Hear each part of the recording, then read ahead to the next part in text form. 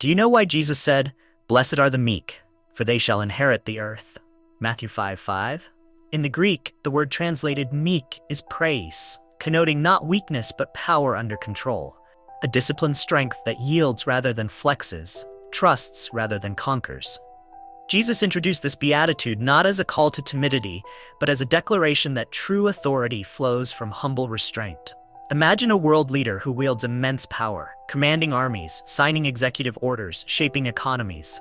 Now picture that same leader, away from cameras and acclaim, kneeling in quiet prayer before dawn, hands lifted not in triumph but in surrender. In that hush, his roar becomes a whisper to heaven.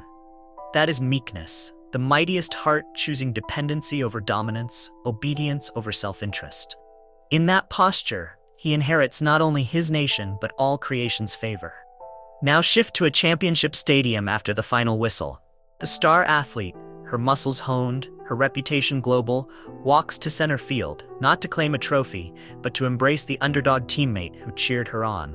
Crowds gasp as medals are set aside and the spotlight falls on the one who labored in silence, performed without applause. The true victor here is the one who yields personal glory, lifting another. In that act of self-emptying grace, she inherits admiration, respect, and the profound unity of a team made whole.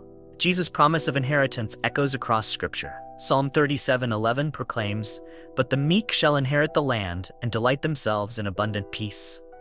Here, land signifies more than territory. It symbolizes the fullness of God's provision, a realm where shalom reigns. Zephaniah 2:3 urges us to seek humility. Perhaps you may be hidden on the day of the anger of the Lord. In meekness we find refuge. Our submission shields us in the furnace of trial. Isaiah 61:7 declares, "Instead of your shame you shall have a double portion. Instead of dishonor you shall rejoice in your lot."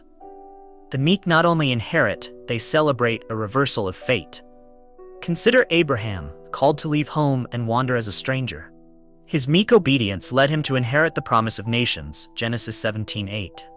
Think of Moses, who was very meek, more than all people who were on the face of the earth, Numbers 12:3, and yet led millions to the edge of the promised land. His inheritance was not personal aggrandizement, but the blessing of a nation carried in his gentleness. And King Jesus himself, meek and lowly in heart, Matthew 11:29, reigned on a cross, not a throne, to secure the earth's redemption. In your life, what battles are you fighting with clenched fists? What kingdoms are you building with self-promotion, measure by measure? Meekness does not demand surrender of ambition. It insists on the orientation of our ambition toward God's will. It replaces "look at me" with "follow him." It swaps "I must prove myself" for "he is my proof." And in that exchange, we receive the inheritance of purpose, destiny, and divine favor. Moreover, meekness transforms relationships. In marriage, the husband who leads like Christ, serving rather than lording, creates a partnership that thrives. In the workplace, the manager who mentors rather than mandates inspires loyalty and innovation. In families, parents who guide with gentle authority cultivate children who respect both boundaries and belonging. Meekness is the oil that eases friction, the water that cools heated tempers, the balm that soothes wounded pride. Yet many of us wear false masks of humility.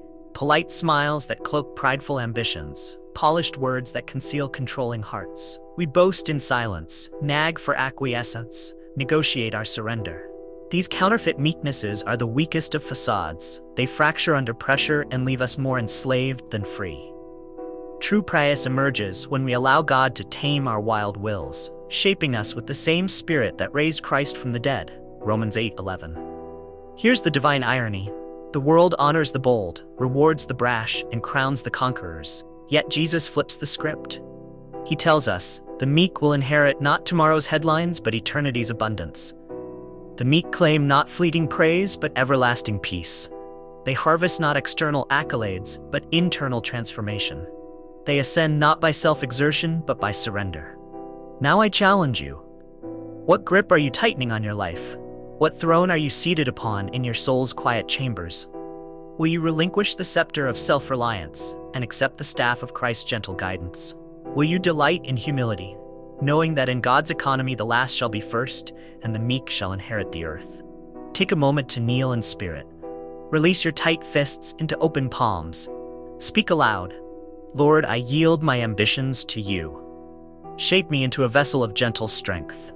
Listen for the still, small voice that affirms, "My child, in your quiet trust, you have already begun to reign." Thank you for engaging with this beatitude on meekness. At Ruach Hakodesh, we unpack Christ's revolutionary teachings to empower you to live as a kingdom citizen, humble in heart, strong in spirit. Subscribe, share, and return next time as we continue to reveal the treasures hidden in Jesus' radical words.